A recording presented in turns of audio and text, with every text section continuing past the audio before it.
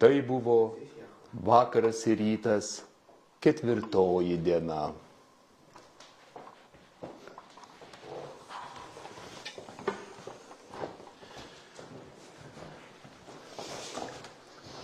Sveiki, brangūs žiūrovai, sulaukėte mūsų pagaliau.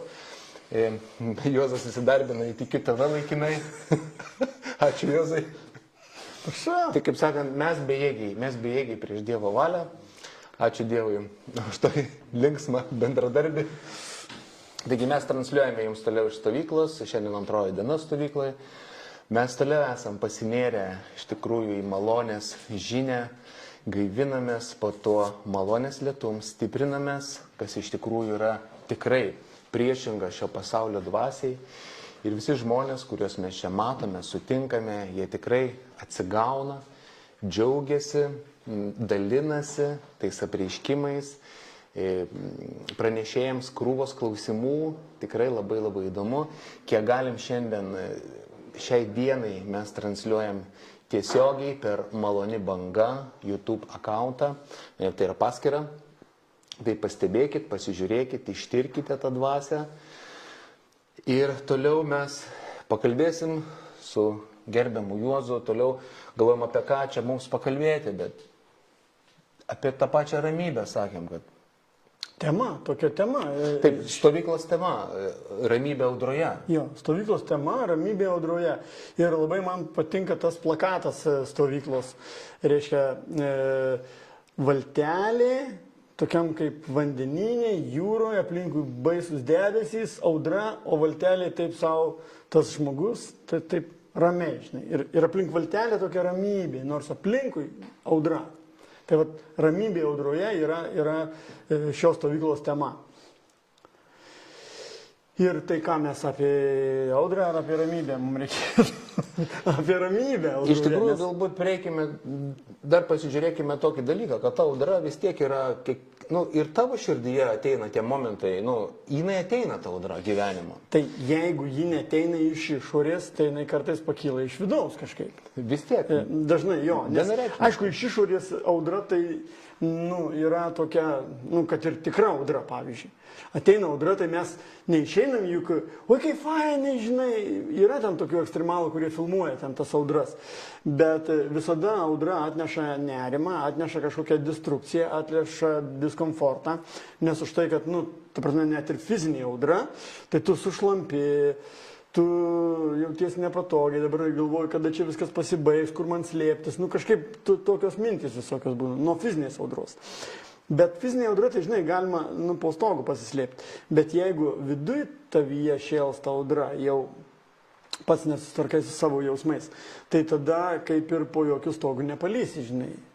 Tai va čia gal daugiau eina ne tik tai apie audrą, kuri yra fizinė, bet bendrai apie emocinę audrą, apie audrą gyvenime, audras šeimoje, audras buity, audras religinėse bendruomenėse. Dažnai būna, kaip įsisiubuoja audros ir jos būna skaudžios.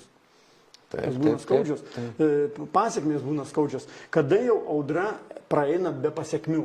Kuri čia audra praėjo per Lietuvą, kiek ėjo visokių audrų, tai pušų paskui būna kaip degtukai, žinai, nulaužta tos pušelės. Tai čia tik medžiai, o kada tavo likimą krato, tai žinai kaip sunku. Taip, bet kai ir rašte mes žinom, buvo didžiausia audra, žmonėm kėlė pavojų gyvybei, o Jėzus, kaip ir mūsų pavyzdys, jisai miegojo valtyje savo ramiai. Tai čia matai, Jėzus, su Jėzum yra reikalų, nes matai, jis buvo nepaprastas žmogus, jisai buvo ir 100% žmogus, ir 100% Dievas. Ir dar žmogus, kuris nė vienos nuodėmės nepadarė. Jisai turėjo, reiškia, biškį kitą potencialą. Jisai buvo ramus, kad audra neapvers valties. Ne, iš tikrųjų, jisai, taip kaip filmuoja filmuose, tai rodo, kad ten jį taško, tai biškį nesveikai atrodo, žinai, jį ten taško, jisai guli, žinai, savo susirietęs ant to, žinai, gulto. Bet aš manau, tai yra ne tik tai, kad Ta prasme, jam įtakos nedarė jokios audra. Didžiausia audra, kuri aprašyta Biblijoje, tai ne šita audra. Didžiausia audra tai buvo Nojaus dienomis, kai visa žemė buvo audros sunaikinta. Liko 8 žmonės. Tai įsivaizduok, 8 žmonės. Ir Dievas vis tiek paruošė planą. Kiekvienai audrai yra paruoštas planas. Ir kada mes savo jėgom bandom ką nors padaryti, tai tada, tiesiog savo jėgom, tai taip ir padarai. Bet mes esam tikėjimo žmonės ir mes audroje, kiekvienoje audroje, mūsų pagalba yra Viešpats. O čia tai jau tas, kuris virš visko, virš audros, virš žemės, virš visos materijos net. Tai... Ir gal čia galim tada tą vietą iš Biblijos paimti, kaip tavo tikėjimo namas bus pastatytas. Reiškia, ateis audros. Mes rašte matom, kad audros ateis vienareikšmiškai. Ar gyvenimo pabaigoje ateis audros, ar dabar ateina audros. Vis tiek jas ateis. Bet rašte skaitome, kieno namas nesugrius. Gal čia ir yra apie tą tikėjimo namą. Būtent tikėjimą Dievo žodžiu mes pasistatom namą ir tas Dievo žodžio sienos mūsų apsaugo nuo tų audrų. Bet tai čia tu dabar eini jau apie namą. Aš tai galvočiau, kad dar labai svarbus yra pamatas pats. Ir rašte, pavyzdžiui, arba mes matom tiksliau pasaulį, kaip yra statomos bendruomenės arba statomi pastatai, tai yra kuo platesnis, kuo gilesnis, kuo didesnis pamatas. Pavyzdžiui, piramidės tas principas, žinai, smaigalis smailas, o pagrindas labai platus. Ir tada yra labai stabilu jo. Bet Dievas sako, kad Jėzus Kristus yra kertinis akmuo ir ant jo laikosi viskas. Reiškia, Jėzus yra tas akmuo, kurį statytojai atmetė, o jis tapo kertiniu akmeniu. Ir jūs statydinkitės ant apaštalų ir pranašų mokymo kertiniu akmeniu laikykite Jėzų Kristų. Tai įsivaizduoji, vienas akmuo, tai gaunasi apversta piramidė. Tai juk, jeigu jinai apversta, ne, tai principė, čia neįmanoma stovėti. Joks pamatas taip niekas nedaro. Architektūriškai turi būti mažiausiai 3, 2 mažiausiai, bet jau 3 tai labai jau neblogai. Bet paprastai, o Dievas tai padarė. Kas neįmanoma žmogui, tas įmanoma Dievui. Dievas tai padarė. Ir jeigu tavo pamatas yra tas, kuris pats stabiliausias, tai yra Kristus.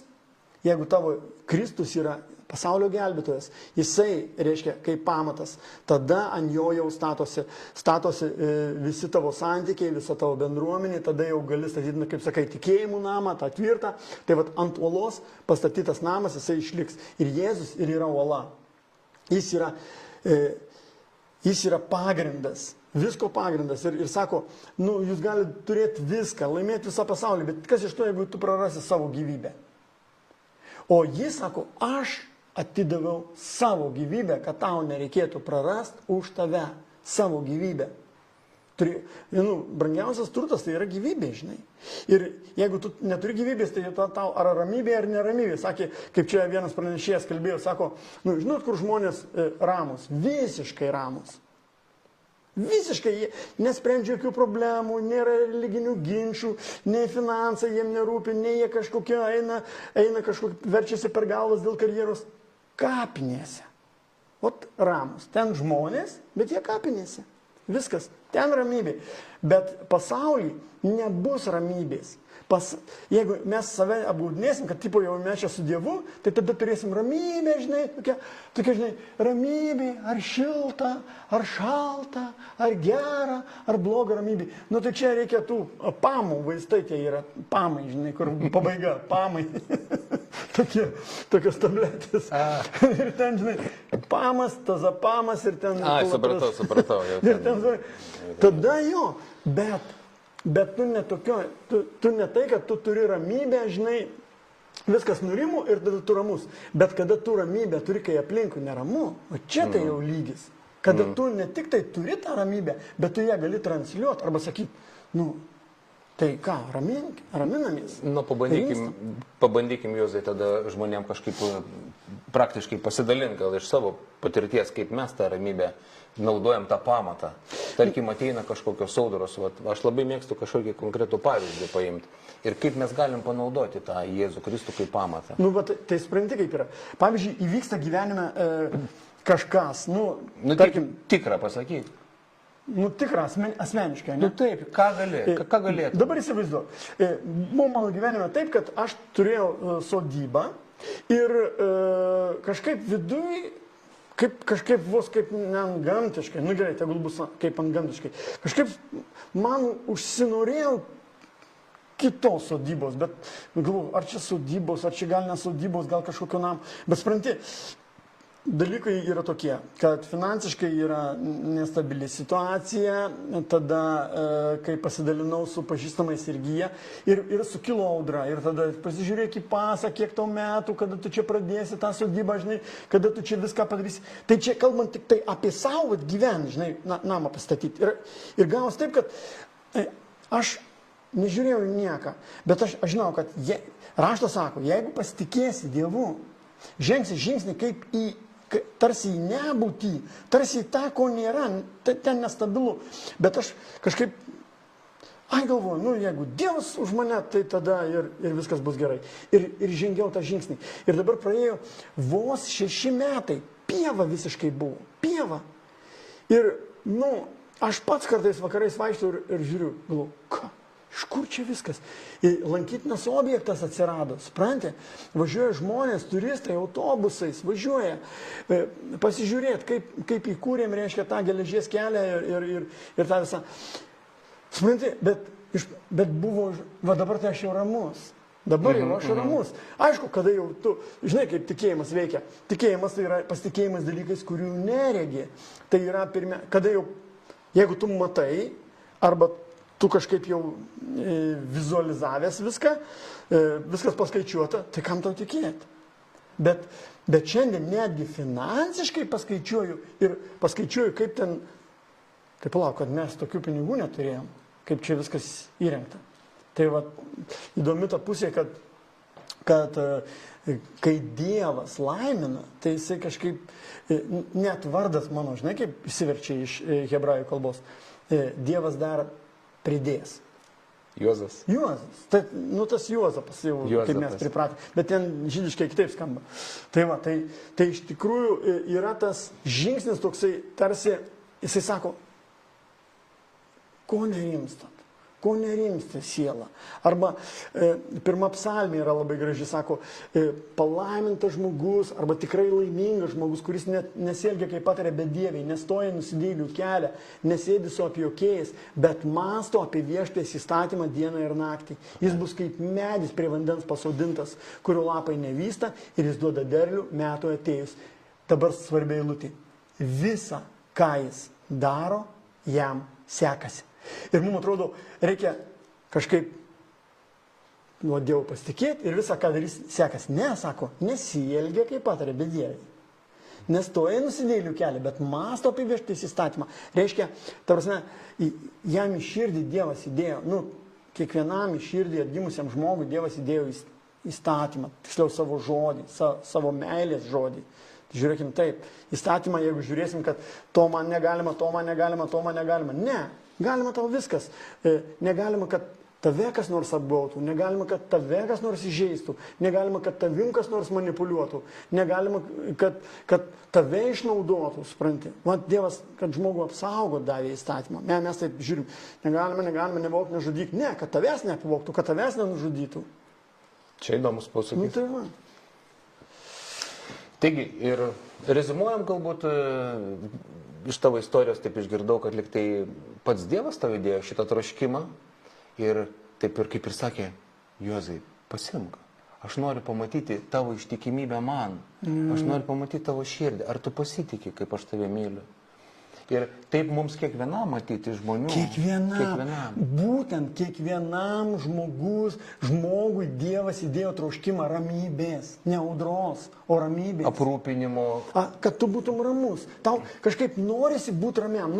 Aš nežinau, kuriam nesinori būti ramiam. nu, gal užeina tokį neramybės, bet kad vis tiek norisi nurimti. Ir va tą ramybę Dievas yra paruošęs. Ir paslaptis yra kame? Jėzus yra kelias, tiesa ir gyvenimas. Niekas nenueina pas tėvą į tą jo ramybės uostą, į tą jo ramybę, į tą šalomą, reiškia kitaip kaip ir Jėzų.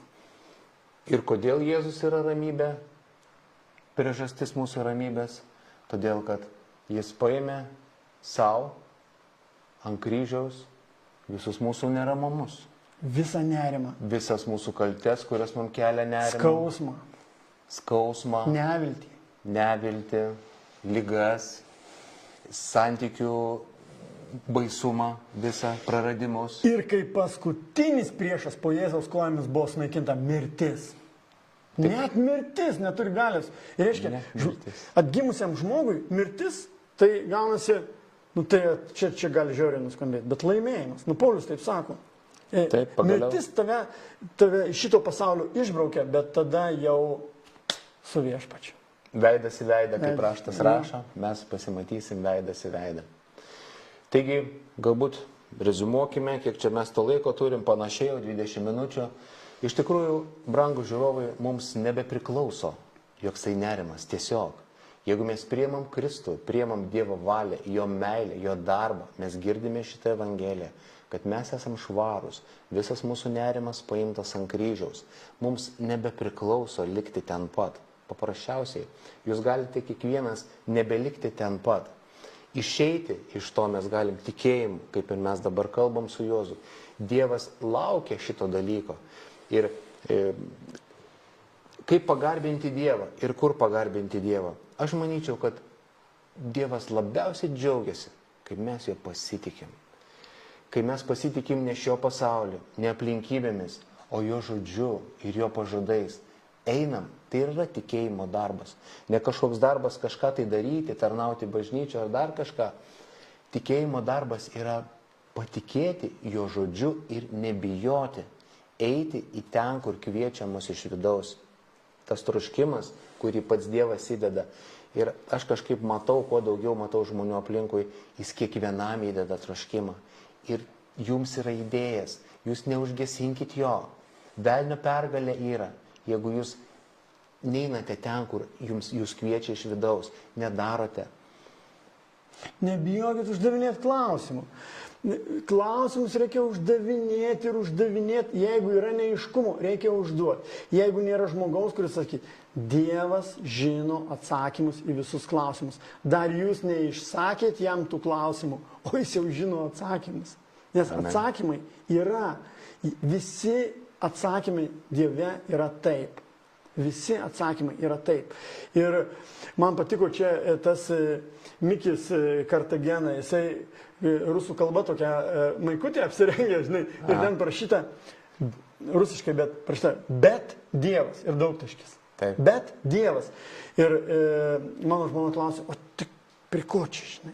Sakau, nu visur šitas dalykas tinka. Jeigu tau kas nors atrodo, kad mano gyvenime yra tai ir tai, bet Dievas galvoja kitaip. O čia, žinai, va, taip, bet Dievas. Reikia pasižiūrėti, ką Dievas ir ką žodis kalba.